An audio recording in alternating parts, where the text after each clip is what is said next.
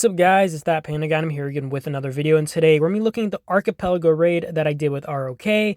I do want you guys to let me know what you guys think about the transitions. I had been testing out some stuff in my editing app on my phone, and there were some transition things, and you'll see one in a second. But let me know what you guys think, if you guys prefer this when looking at like PvP videos, if these make it a little bit more interesting, like when I'm going from one fight to another or when I'm going to reports or something. Just let me know what you guys thought about it. That being said, we're going to hop right into it. To be honest, though, I will say when it comes down to like big merges like these, I'm not the biggest fan of joining in. I didn't join in the last one that was in the DHX alliance with like SSI and Boone, simply because, one, the rewards are absolutely terrible when you're trying to take anything. And unless the other group is doing a merge as well, it's kind of boring when you think about it, because it's like you have a 30 billion might alliance with insane whales, and realistically, what can you do in this situation? Like the enemies aren't able to really put up as much of a fight as you would like, so it's much harder to score points. And even if you are able to score points, you're gonna definitely be underperforming compared to a lot of these monsters. And I only had like 80 million points and ranked 200 something, so it was nothing crazy. In this clip, you do see us kind of running down and stealing the cement at the level 7 from the Jade group. And it's Jade, right? Yeah, I think it's Jade on the right side of the map. I kind of forget. But we were doing that. And I'm actually give it to DHX because they had some players, and I think it might have been DHX and SSI. They ran down with some fast marches and stole the cement from our level 7, right? And I was like, what the heck just happened? We had nobody left behind to defend that. We did have some players, but Save Me's marches, for example, are just absolutely killer. And if you're just an average T6 guy kind of running down here, you're going to get slaughtered. We did manage to get a little bit of our cement, but I was like, oh my gosh, that was a crazy mistake. And this next clip, we are doing it's the chainsaw zombies up mid. And we'll say it was like pretty well organized to make sure like both sides were kind of getting shut down. I think they only managed to get a few chainsaw zombie kills at the end of the day. And I wasn't on for those actual chainsaw fight, so I'm not sure if some big fights happened. I will say I was like double tasking in 2 brackets, so you will see me AFK a little bit here, just so you guys know I'm not a stupid player, okay? It's just much harder for me if I'm playing in 2 different brackets. It's very difficult, and this is also one reason why even if I'm in the same bracket, I won't split my accounts up and do different fights, because I get very preoccupied and cannot stay constantly in the battle. I will say, this was an absolute just slaughter, like literally. Like what do people do against mega merges? Like, this is literally the same thing that happens when any group at 30 billion might, just unstoppable. I really wish that we would see a big merge from like HMB, ROK, and all their allies, and then you would see that from Boone, DHX, and all their allies. That would be really interesting, and you have both groups at 30 billion, and it's really just a whale jerk off fight, because that would be that would be a lot of fun. But I guess it's not the day that we will see it just yet. We are gonna have to wait. And I mean, with this new event coming up, maybe we'll see some crazy whale fights. I don't know. We do have everybody kind of sitting on towers over here. We were put in position, we just spread out as much as possible. We did have like a group kind of holding down the checkpoint, and nobody really wanted to push through there and attack us. But Samuel somehow got a port in. I don't even know how he did that. And yeah, I don't know. There's not really a whole lot to say here. I think this is like kind of a straightforward fight. We take the checkpoint, we push them, and something weird actually happened here. And I saw in the Boone chat, they mentioned it, and they said like someone, it was either UOD or I think it might have been UOD, but they demolished a few towers because they were trying to make room for, I think it was Azure, right? Is it like Azure down below? I'm forgetting which colors where, but I'm pretty sure, their ally was Azure, and they were trying to make room for Azure. But I don't understand why they did that before Azure actually was here. And what ends up happening is we get a free tower place for 1, and 2, a few players get zeroed because they didn't have any towers there. Like people who were on the towers had the towers demolished, I guess, without warning. And there were like 3 or 4 players who just got swarmed and zeroed here, which is big feels bad, honestly, because it's like you weren't, how are you supposed to expect that? How are you supposed to predict that? And, it wasn't obviously betrayal, but it's like, dude, that is like kind of sketchy to me. Like, it's not sketchy in the regard of, oh, I can't trust these guys, but like, why do that, man? And you're not even telling us, you shouldn't demolish the towers unless they are actually connected. But whatever, man. We do end up getting some free tower placements because of this as well, which kind of made it easier for us to make pushes in here. And, the thing is, like, this shouldn't have been this easy, we should have been forced to push into, like, 2 or 3 towers connected to the checkpoint, and then we fight there for a while, and it makes it really hard for us because we have to march through the checkpoint and, fight like that. But like I said, I think the towers being demolished was honestly the worst thing that could have happened here. They do end up launching a lot of rallies on this tower that we have, the first tower that we place, and it might be because there's nowhere to port here, but realistically, I think they would have had better odds rallying the other towers because they had much worse garrison captains there, like ROK, and they were literally hitting probably the best garrison captain that ROK had. Not to mention, the field control in general just makes it hard enough. These rallies are getting insta swarmed out, and I don't know, like I don't know why they hard focus this tower. And you see there that the trades are as bad as they are. And like I said, the reason is these rallies are just getting swarmed out. There's nobody to field control. Even if they try to field control, there's just so many players here. And like I said, it's just a big merger, so it's really impossible here. I will say they had like one report that traded maybe positive, but just doesn't kind of I don't know, it just wasn't worth this. You see these reports right here, absolutely disgusting.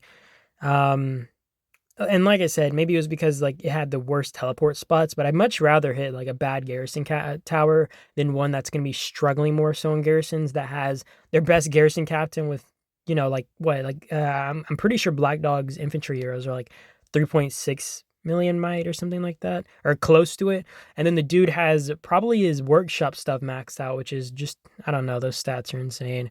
And I do want to see how this new rider kind of performs and how Wales use them, if it's actually going to be very effective, or if people are just going to go back to using their infantry runs. Because I don't know, I don't think a lot of people run rider, and that being the case as well, I just don't think there's as many rider troops, and I don't think it's going to be as effective as maybe running infantry, given that there's so many more players with infantry units and stuff. So I will say they didn't put up the worst fight. Like the counter rallies were the worst part, but even then, like in whale fights, everything just gets swarmed down. If you run a counter rally, it gets swarmed down. If you run a rally, it gets swarmed down. It doesn't matter. The group that has the field just wins, right? Whoever has the field control literally wins any of these fights. If you can't control the field, you're done. Your rally's gonna get swarmed. Anything you send out gets swarmed. It doesn't matter. It's not G10, it's not G20, right? Just everybody's. You got at least 30 whales on each team, basically. And let me give my thought about this kind of stuff, by the way, guys. Like, I know that I'm a kind of pussy player, right? I think about everything in more of a strategy manner, right? Like, oh, how to best maximize my trades or something. But realistically, if I was in Jade's shoes, I would have just been like, you know what? I'm not showing up, right? Because no matter what you do, there's nothing to win. I mean, obviously people want points, don't get me wrong. Like I don't mind them for fighting for points. I need points as well. And at the end of the day, these teams are gonna obviously ego fight as well, because I don't know. I think there's also kind of pride involved. So no matter what, if you're gonna get crushed, people are gonna show up. But the worst thing about this is, like, for example, I was in G5 and we decided that, if mid opened up and we were at the checkpoint, which to be fair, we were already on helipad by the time mid opened up. But if that happened, we were not going to show up because we knew we were going to get absolutely crushed. And there's one thing about fighting in general, which means, like, if you're fighting on checkpoint, if you're fighting on towers, you're not winning any trades. You're going to get slaughtered. You're probably feeding like 1 to 3 or something. Not to mention, if you show up, no matter how many warnings you give out, no matter what you do, you're going to get player zeroed. Like, you're always going to get player zeroed in this scenario. And that's the worst part about it. And it's like, why show up if you're going to just get a ton of dead players? Also, this was the closest this tower got to burning. But yeah, you guys get my point, right? Like, what is the point of showing up to this fight if you're going to have players zeroed, right? Like, it's just like you're feeding, right? You're literally feeding, you're screwing over your players. And that's one of the worst parts about these whale fights is, I know these guys probably tell their team, all right, there's no way we're going to win this. Make sure that you teleport back to helipad if you're going to sleep, or, you're getting off for a while.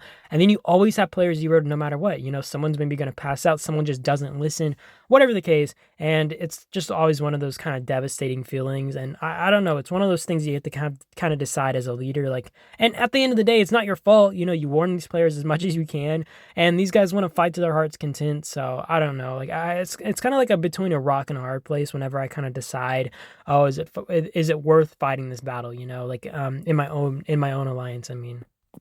And to be fair, I've actually been willing to fight downhill battles in many scenarios, like fights that I know wouldn't work out. Also, I included stuff like this because I thought this kind of added an aspect to the footage. Do you guys like that? Just seeing me micro healing and like speeding through it. I also did the little chest thing because, willpower.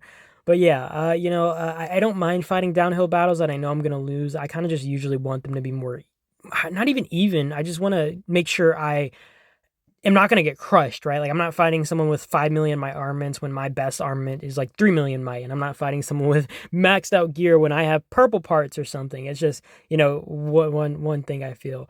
But yeah, tell me guys if you like how I kind of edited this more so than maybe my other videos. I'm trying out something new when it comes down to, like I said, transitioning to different fights and different scenes and transitioning to reports and even including me micro healing. I thought that was kind of a little nice aspect. I know it was nothing really, but I think every little thing like that kind of adds something interesting in the footage. Also, did anybody notice that he's using Victor and Jacob? You don't see that kind of duo often. I love one thing I love about Save Me is the fact that he runs so many range garrisons, and I just think that range garrison is honestly goated. Like I love range garrison. I can't run it myself right now because I'm too weak, right? Like I'm too weak. I'm much harder infantry invested as well. Not to mention my garrison heroes just aren't up to tack for range just yet. But one day I want to be that dude who runs a range garrison. I just think like those DPS garrisons, and for the non-savvy people, DPS equals damage per second. So, we're talking about big damage heroes, but I think having a big damage garrison is always nice. I mean, maybe in G1 it's not as effective, just because like no matter what you're going to do, these rallies are going to stay topped off, right? Unless you're getting counter rallied, which actually happened in this rally. And that's the reason we actually lost the trades there. The counter rally shredded us. But, generally these rallies stay extremely topped off. But, in the majority of brackets, people struggle a lot more with keeping a completely full rally and stuff. Give it G10, give it G20. And I think it's much more interesting if you run a range garrison there or something, and you're just absolutely shredding the rally kind of hitting you, and it's just super hard for them to kind of keep it full for a long duration and period. It's just, I don't know. I think it's in a very effective way to kind of counter your enemy. And don't get me wrong, I like infantry garrisons. Infantry garrisons are fine. I just think that it's much harder to put out as much damage, obviously, at a rally as you would in a shorter period of time using an infantry garrison to a range rally or even like infantry rally, whatever the case. I am interested in seeing how these rider garrisons perform. I don't really understand how well they're going to do from swarms as well. I'm sure they're not going to like get totally destroyed, but I'm really interested. I don't know how many players, especially like in these top brackets, have very amazing rider heroes either for that, because it's just much more meta for players to either invest in infantry or invest in range, because range attack meta is the thing, infantry garrison meta generally the thing. In Safe Me's case, he actually has some insane leader armaments, which you don't really see often. Like leader armaments, those are something else, right? You don't see many people invest in that, but he has perfected it to a T. And Victor is such an amazing hero, given that he can be a more so round hero, or garrison hero, be it for infantry, be it for range, and I just love that.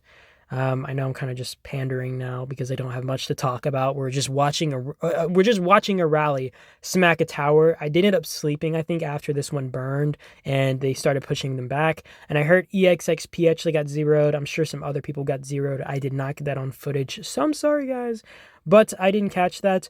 I'm actually kind of sad though, because EXXP is my boy and he got zeroed. Like, goddamn, dude. And he was like 300 million plus might. I mean, to be fair for Wales, I don't think they really care as much about zeros either, just because they have so many troops and they're already spending like tens of thousands, so they probably recover that in no time. But if that was me, I would have just like closed the game. I would have slept out for the next week. I would have hibernated, and I would have just I would have come back, and I would have probably closed the game again, honestly. That being said, we're gonna kind of move it on here. I hope we win this soon. I think it is about to burn. We do end up getting one more kind of special good treat for you guys. I think it was like a rally on Kaz, and I was up for that. Like I said, I wasn't very active for this G or this bracket. I did try to get some of these fights, especially the ones behind checkpoint. So I had at least a video for you guys. I don't normally like videos like these, and the reason is I don't enjoy whale fights as much as I normally did or used to. It's just because it's so much more predictable right now, unless these fights are a lot more close and I'm unable to tell who's gonna win going in. I generally don't record these. But, I don't normally obviously join ROK for events. This is kind of a special occasion. So I thought I would do a video for this just because, and I thought it did it justice to make a video on this, this whale fight. But yeah, we do rally Kaz here, Cassandra. Cassandra did have a full hospital when we started the rallies. So that was a big ouch. They did actually end up logging on. They didn't have devices on their other heroes, though. That was a big mistake on their part. I'm not sure how the other rallies performed or how many troops they killed, but I know with ours, we killed at least 1 million troops, which is a big pain. But like for a whale like this, already at 20 million troops, I don't know if they really care all that much. But either way, I hope you guys did enjoy the video. I hope you guys enjoyed the commentary. I know it wasn't all that fantastic this time around. But yeah, I hope you guys do have a great day or night, though, and I will see you guys in the next video. And that is about it. Peace out.